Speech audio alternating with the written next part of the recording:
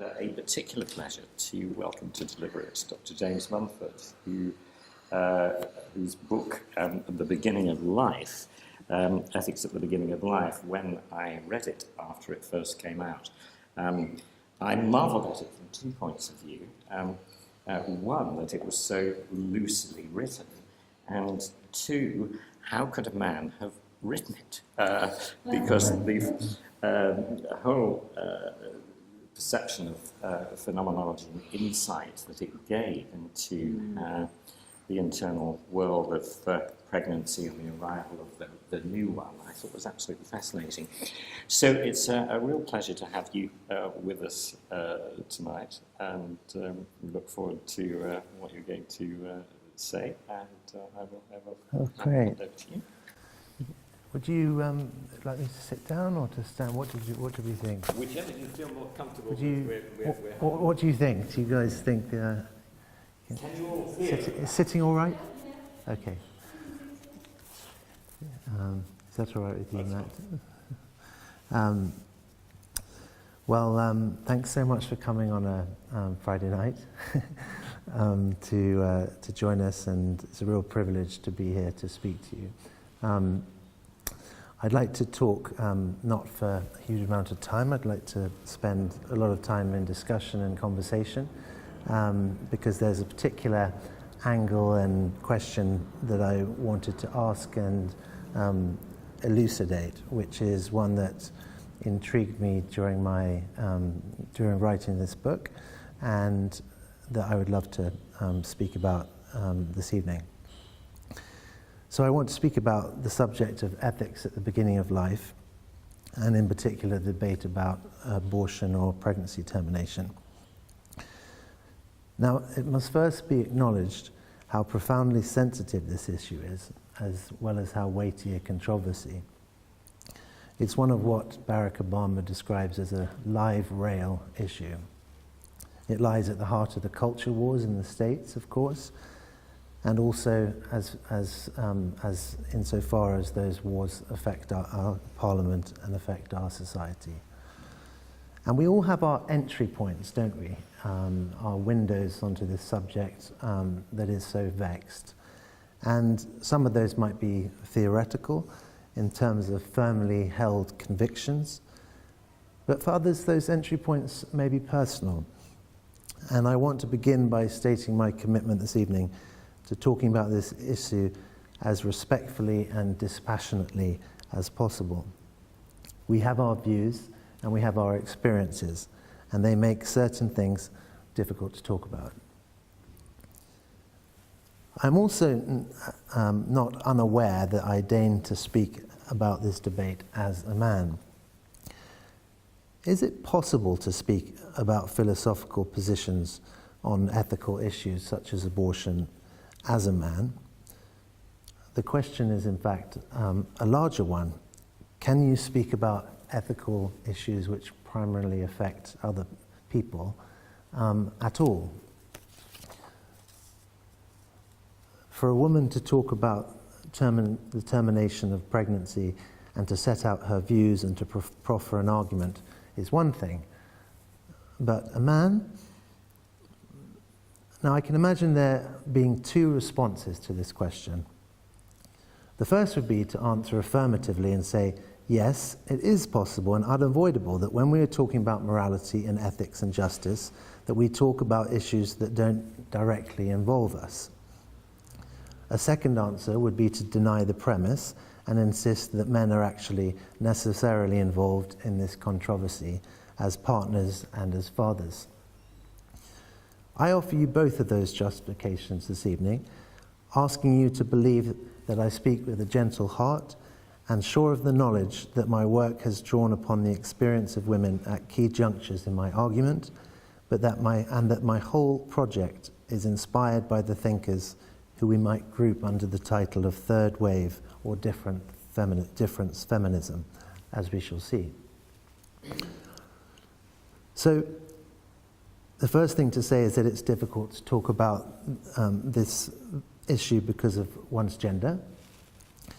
But the second reason it is almost impossible to talk about this issue is because even in the UK, and not just in America, where I've been living for the last 4 years, so I have first-hand experience of the culture wars.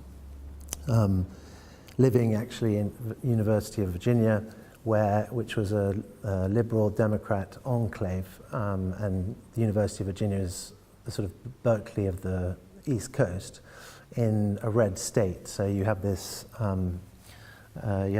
intriguing dynamic there. So getting to see how that played out across religious communities and across the university, including how it relates to this issue, was fascinating. So it's difficult to talk about this issue because views on abortion are inextricably political. Now, as I said, we obviously recognize this as an American phenomenon. One of the main reasons 81% of evangelicals who voted for Trump did so is because they hoped that that's how they could forward their pro-life agenda, hoping that President Trump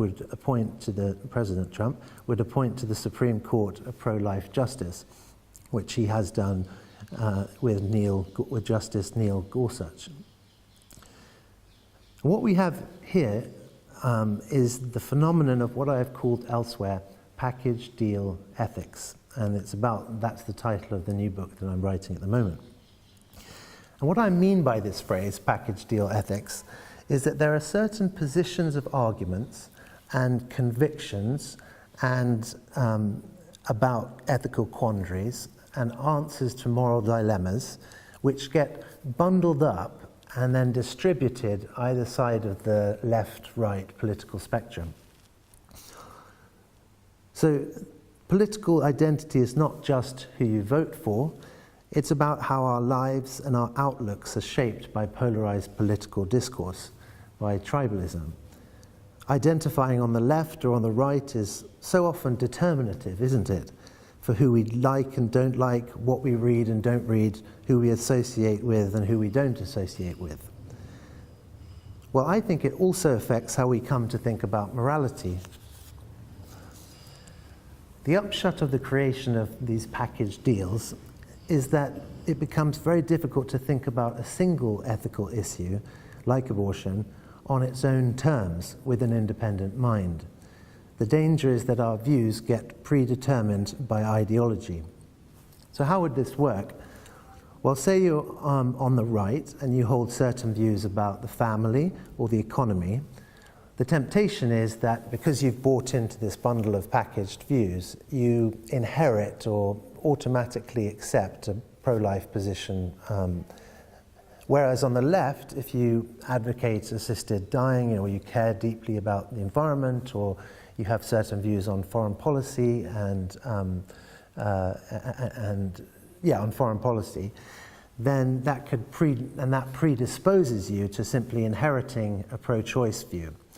And so you have these clusters of positions, and debate is shortchanged because we buy into those positions. We're tempted to do that, and so the conversation is stunted. In either case, the argument is not being had on its own merits. We are taking shortcuts to our stances. And as Marilyn Robinson has written, the author of Gilead and a wonderful essayist, in her new book, How Did We Get Here?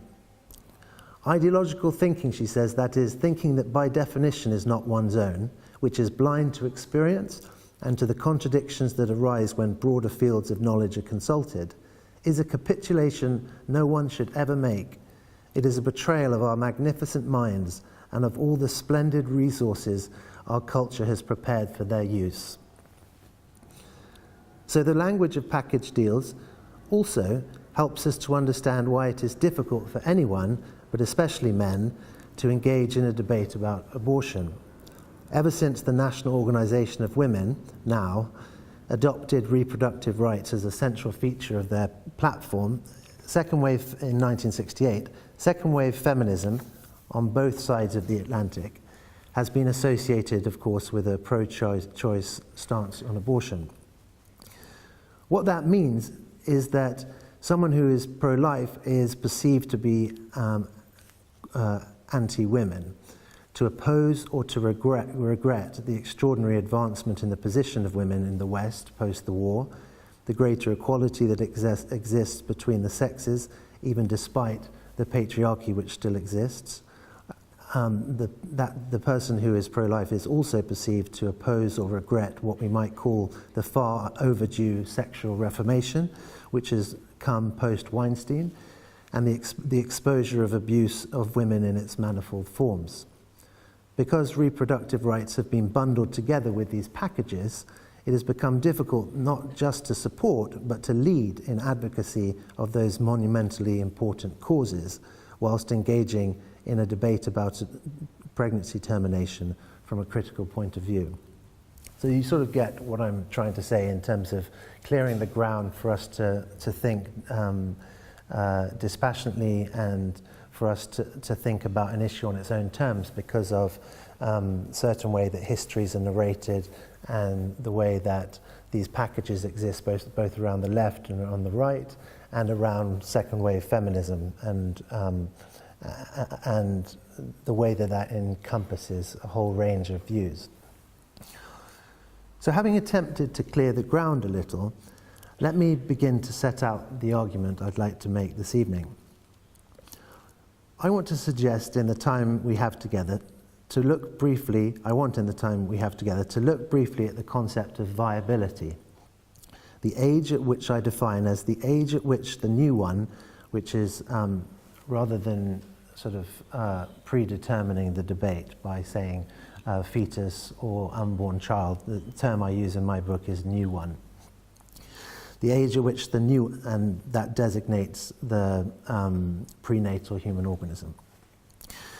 The age at which so viability is the age at which the new one becomes able to survive outside its mother's womb, although of course with the support of technology and medicine.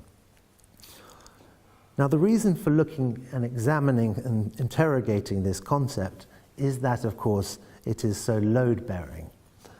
The weight of the law rests upon it, and so much of our culture also rests upon it, shaping our attitudes so much as the law has done. So much hangs upon it. When abortion was liberalised in 1967 in the UK, the law didn't say that every creature resident in its mother's womb was now outside the protection of the law. Rather, it established what was effectively a two-tier response to abortion, with broad defences covering abortion carried out in the early part of pregnancy, and a more restrictive response to those carried out after 28, now amended to 24 weeks. Why 28 weeks and now 24 weeks? Because, as we all know, that was when the fetus was thought to be viable, described in an earlier piece of legislation, the Infant Life Preservation Act of 1929, as the point at which the fetus was capable of being born alive, quote. This was the point that was picked, the point when the state accepts a compelling interest to safeguard human life, when we may rightly think of the new one as our equal of sorts, as an entity that is to be afforded increased protection. 6 years later, the American judiciary followed the British legislature in also selecting viability as the threshold below which termination was permitted.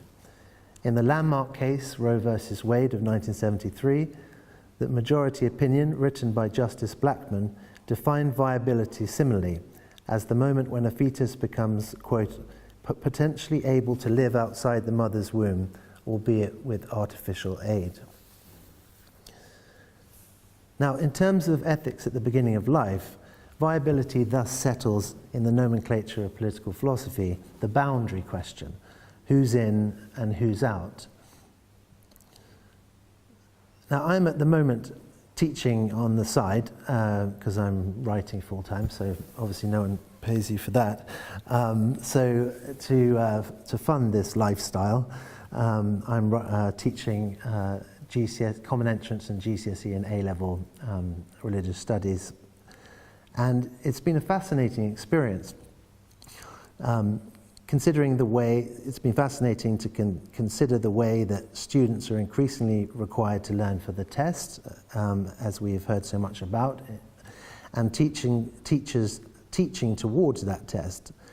And what I've observed is how that invests the textbook with huge significance, of course. So I've found it particularly interesting to see how the textbook frames the debate about the morality of termination. The termination debate boils down in the textbook to a choice between religion on the one side and reason on the other. Religious people oppose abortion, it is taught, because they believe that the new one is a human being. Human beings are made in the image of God and therefore deserve protection at any stage of the life cycle.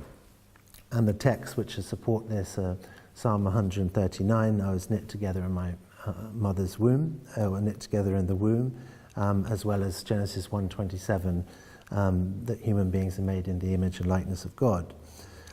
So religious people is how the textbook sets out the argument, while purportedly secular people, on the other hand, defend the right to termination because their views are informed by science.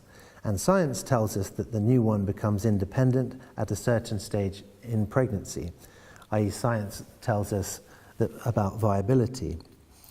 So those are the terms of the debate, according to the textbook. Termination is another instance, then, of a science versus religion debate. Just as creationism is pitted against evolution in section 3.3 of the textbook, the image of God is pitted against viability in section 3.7 of the textbook.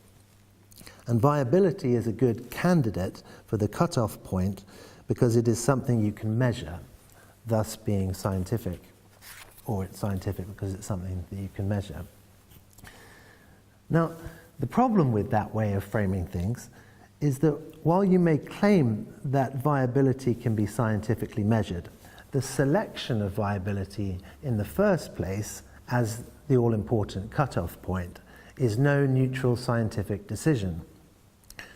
When you accept the terms and conditions of the debate as framed by the law or by the textbooks as being between religion on the one side and reason on the other, you are assuming that picking viability is reasonable, by reasonable I mean that it tracks with the reality of the world, that it accounts for the phenomenon of how human beings arrive in the world and enter the stage of life.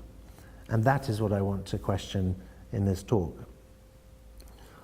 Note that in questioning viability, this is a different kind of argument from some of the ones that you find in some of the writings on the subject. For example, in Peter Singer's Practical Ethics, where he also attacks viability as the all-important cutoff point, but on different grounds. And these are on more circumstantial grounds, I would say. And that argument is that the state of technology makes viability a constantly shifting line, as proven by the fact that initially in the UK, as I've said, terminations could occur prior to 28 weeks, but now the law prescribes after the end of the second trimester at 24 weeks. Now this seems strange, certainly, that the status of the new one should change overnight as amazing developments in paediatric care take place, and that it should depend on which point in time a new one is born into that it is ascribed human rights. And it is similarly strange that if you subscribe to viability as the candidate, it should depend on place. So the viability of a new one born in Britain is different from the viability of a new one born in Mali. Because, of course, the technology is different and the survival rates of a new one born prematurely will be different. So those are sort of circumstantial objections to viability, but those aren't the ones that I have in view, isn't the one I have in view, because I want to raise a more foundational philosophical objection to the concept of viability, and that it does not take into account the reality of human appearance in the world, the way that members of our species come forward and develop over time.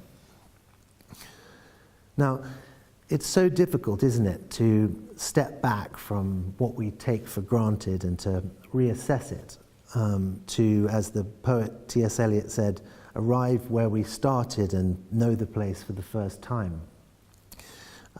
In my work, I've drawn upon a type of philosophy that is very different from analytic moral philosophy and phenomenology in the French and German phenomenology of the 20th and 21st century, and in particular phenomenology carried out by thinkers like Iris Marion Young and Lucy Irigoyen, as I'll talk further, but also Heidegger and Merleau-Ponty. And the aim in doing that was to, as Lacoste, Jean-Yves Lacoste says, because phenomenology favors the naive, and it favors tries to imitate or reenact that moment of awakening to the world so that we see things for the first time. And that allowed me to think about some of the realities of pregnancy and the realities that women talk about as mothers and what that experience entails. For instance, as I'll say, the way that human beings arrive over time, and how they, like Heidegger says, they appear by semblance, in the sense that it may appear that they might appear by way of illness, or what seems to be illness, but is actually marking the presence and arrival of the new one. And until an era of technology, those two were so mixed together that we have to wait, and it's dependent on time for us to know if the new one is making its appearance. Another way I found of trying to step back and think about the appearance of the new one, or the way human beings come forward in the world, is to take myth, which is as a point of contrast, because myth has always proved a useful source of counterfactuals for how things might otherwise be, but are not. And when it comes to our first emergence in the world, what we find in ancient myth are figures making their entrances in a variety of bizarre, and in a whole variety of fashions and bizarre fashions. So, for the gods, Athena leaps fully formed from the head of her father Zeus when it is cut open by Hephaestus. Aphrodite, by contrast, emerges from the white foam of the Cyprian Sea, as Hesiod reports, outstepped a modest and beautiful goddess. And in Genesis' second creation account, while Adam is created from the dust, Eve is created from his rib, though both are again instantly formed as adult members of their kind. So in myth, you have the first appearance of figures, of divine figures, but then also human figures in Genesis, as immediately adult. They don't go through a process of development. And that would mean that certain forms of recognition would be appropriate to, and certain ways of treating those figures would be appropriate to the form and manner of their appearing. And then there is and this is a word I'm more of a reader than a speaker, but you'll now know why. And then there is the orthonos myth. Have you ever heard of that word? I didn't know it before. It means sort of sprung up by one's own devices from the earth. The myth of the creation of the founders of Thebes. Do you know this one? Having killed a water dragon, upon the instruction of Athena, the Phoenician prince Cadmus sows the dragon's teeth, and up from the ground instantly springs a crop of full-grown ferocious warriors, who then go on to kill the dragon and found the city of Thebes. So according to this myth, you have again figures springing into life and appearing instantly, and appearing as adults and as agents, able to do certain things, having capacities to fight, for example. In modernity too, as in Thomas Hobbes' State of Nature in Leviathan, he takes up this notion of orthonomy. He says, let us return again to the state of nature and consider men as if but even now sprung up from the earth and suddenly, like mushrooms, come to full maturity without all kinds of engagement to each other. So this is a myth that he likes to think of.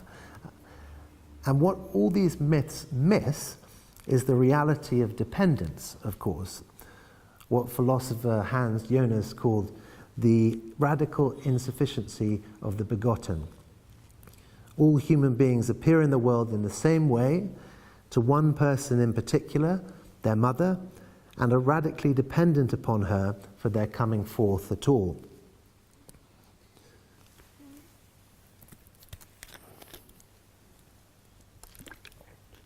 Now, the fact of dependency has often proved an embarrassment in Western culture. So there's a really interesting passage in the Natural History when Pliny the Elder betrays his own view of the phenomenon of initial human appearing, the way human beings come forth in the world.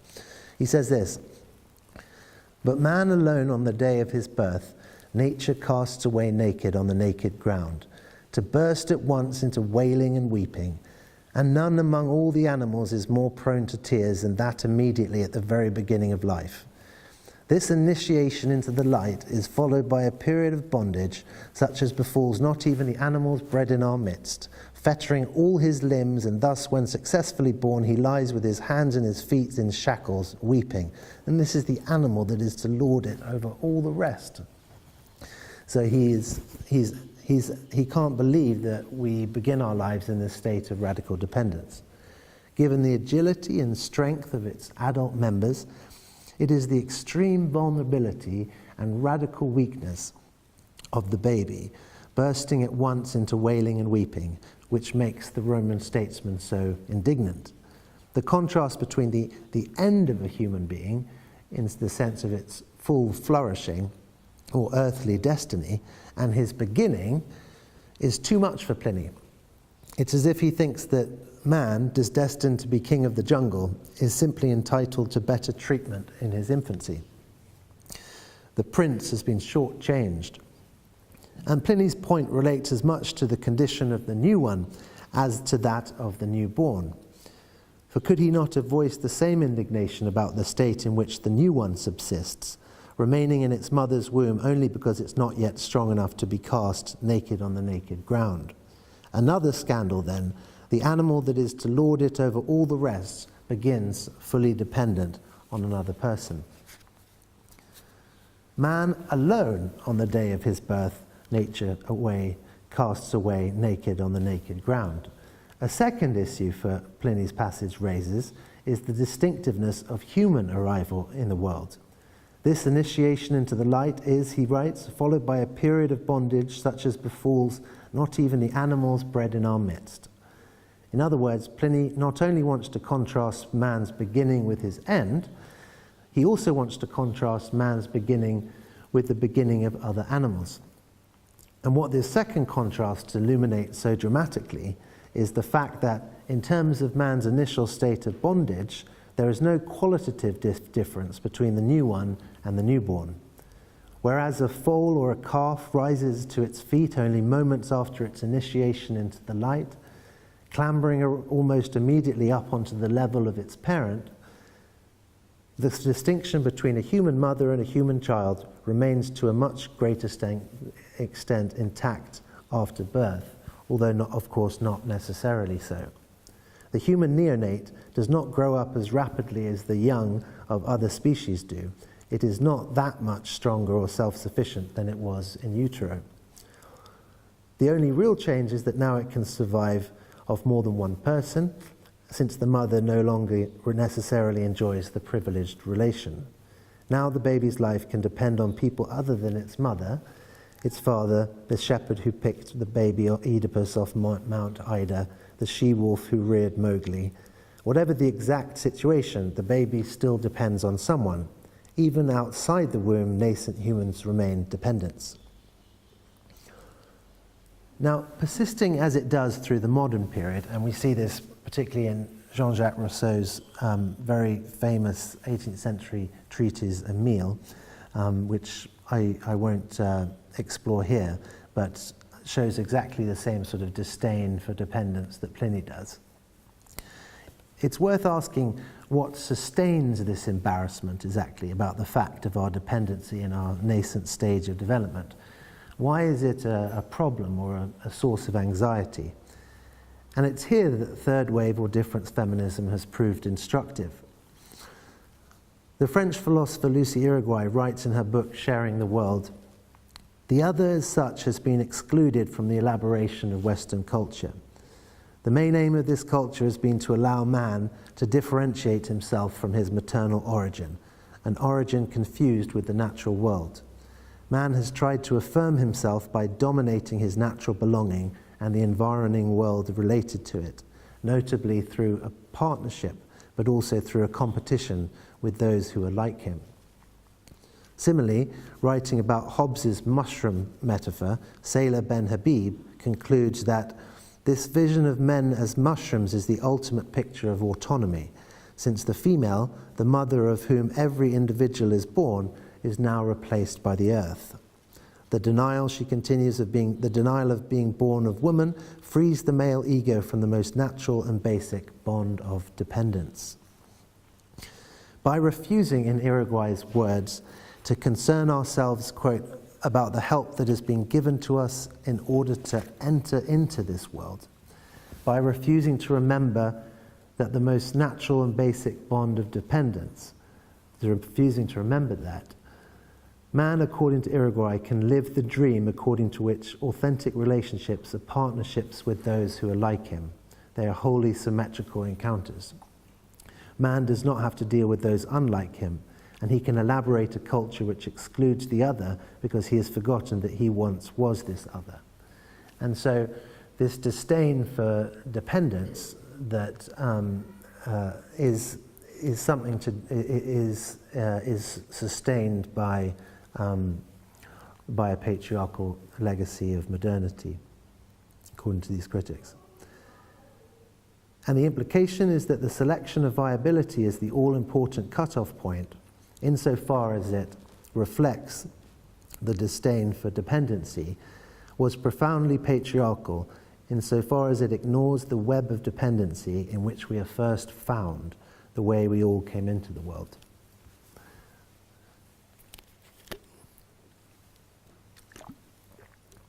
So let's recap where we've got to, since we've been moving through various bizarre myths. I said at the beginning that the debate about the termination of pregnancies is often framed as a debate between religion and science, or religion and reason. But that when you accept those terms and conditions, and you accept the way that the textbook, the GCSE textbook, frames the issue, that you are assuming that picking viability is reasonable, defined as accounting adequately for the reality of the world. I have argued that viability does not take into account the reality of how we come into the world, because we come into the world in a state of radical dependency, both as unborns and newborns. And if that is so, how can we take the achievement of independence or some kind of autonomy, which is what viability indicates, as the cutoff point? That's the heart of my argument. How should we proceed from here? Well, one route would be, to use the favorite phrase of philosophers, to bite the bullet and stick to viability as the cutoff point, but then we would be forced to stick with real viability rather than notional viability, which I would take to obtain several years into infancy. And that would justify infanticide, a move that Peter Singer famously makes in Practical Ethics. Assuming that no one else in the modern world apart from Peter Singer would advocate that, where are we left? Many fall back at this point on the so-called Capacities Approach. Michael Tooley writes, at what point in the development of a member of the species Homo sapiens does the organism possess the properties that make it a person?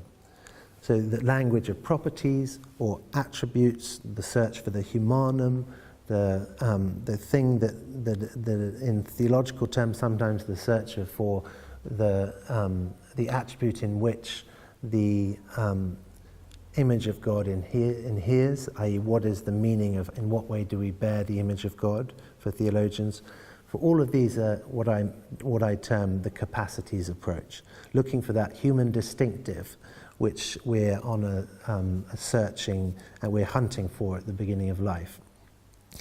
Historically, candidate properties have included rationality, a capacity for moral behavior, which is more associated with Kant, and the self-consciousness in a more of a Lockean project. Now, the problem with the capacities approach is manifold. Capacities are possessed by degrees. So you have your people are more or less intelligent, or better or worse as people in moral terms, or they're more or less self-conscious. So they possess these attributes by degrees. Yet the boundary question of who's in and who's out requires a binary answer. So to impose a discrete dividing line upon a gradual process constitutes a category mistake. That's one problem. Secondly, there is the epistemic problem. As the philosopher Ronald Dworkin is forced to admit, it is not known when these more complex capacities begin to develop in primitive or trace or shadowy form in human beings. So there's the degrees problem, the epistemic problem. But what I want to emphasize is that the capacities approach does not actually survive the objection to the viability critique. Because capacities are the kinds of things which belong to agents.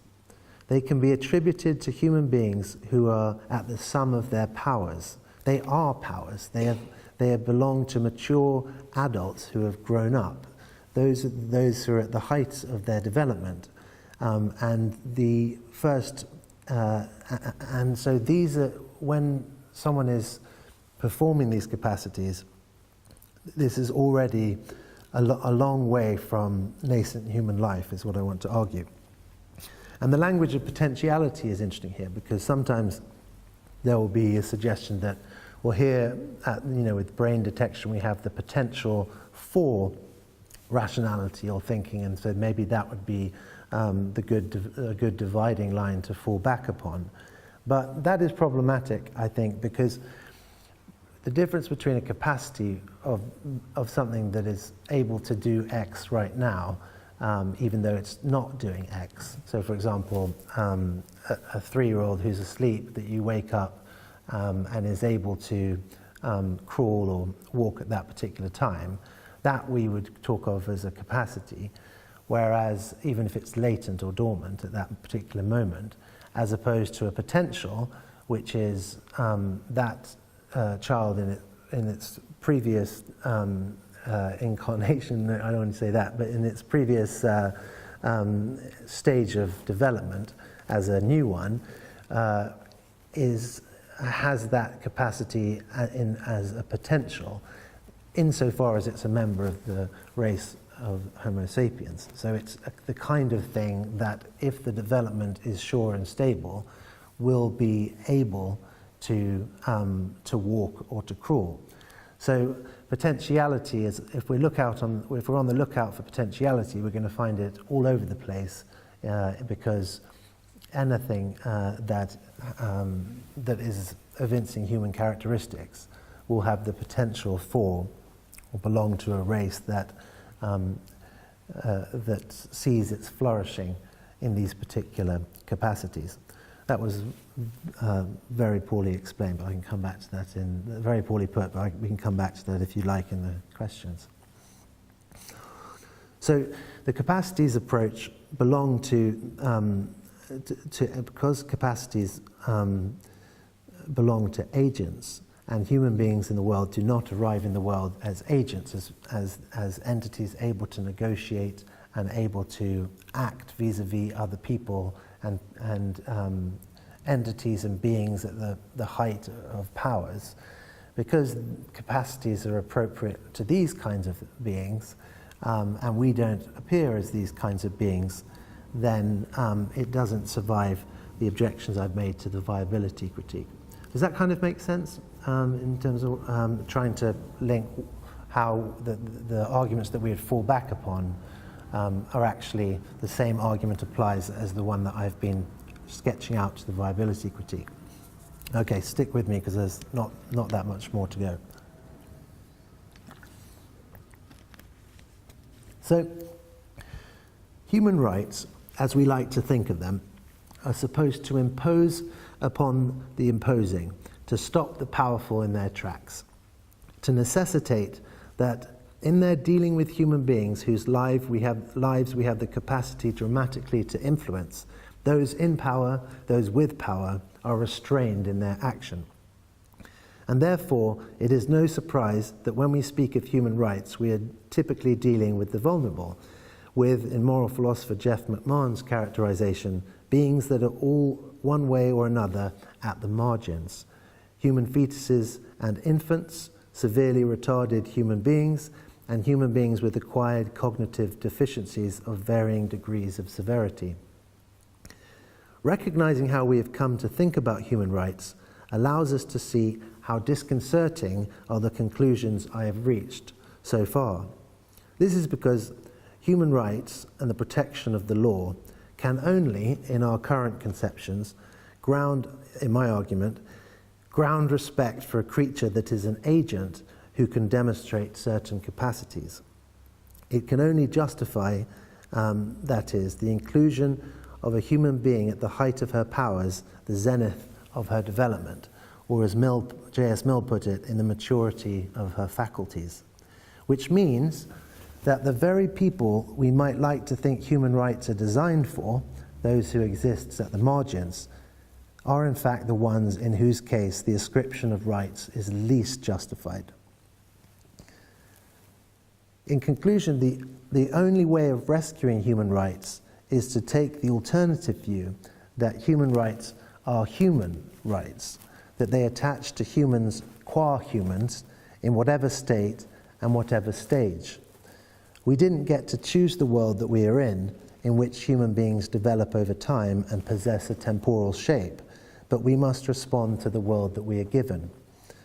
And so I think that the fate of human rights and the project of human rights and how we come to think about abortion are tied together because they stand and fall on the notion that human rights aren't constructs or inventions, but are ascriptions based on belonging to the family of mankind. Now, I recognize that all of this may seem a far cry from the personal agony of unwanted pregnancy in the real world. I've been talking about viability in philosophical terms and myths and mushrooms, and what this is seems a far cry from the earth-shattering reality of finding out about the presence of the new one, a discovery set to radically change the course of your life. A doctor breaks the news to an expecting couple that their child has Down syndrome. A boyfriend disappears upon the news that he and his girlfriend have got pregnant. A couple living in poverty with 4 children sit down with a positive pregnancy test and stare into the economic abyss. They simply do not know how they can do it. What have these rarefied discussions of viability and capacities to do with that? And how I would want to respond to that is to think about the meaning of human rights in emergency situations and in questions of moral luck, as the philosophers call it. That what pertains and what we believe about the dignity of human beings is something that we believe in non-ideal circumstances, and that those things revert to us as beliefs that exist for us in those situations that we didn't choose because we live in a world that we didn't create. Thank you.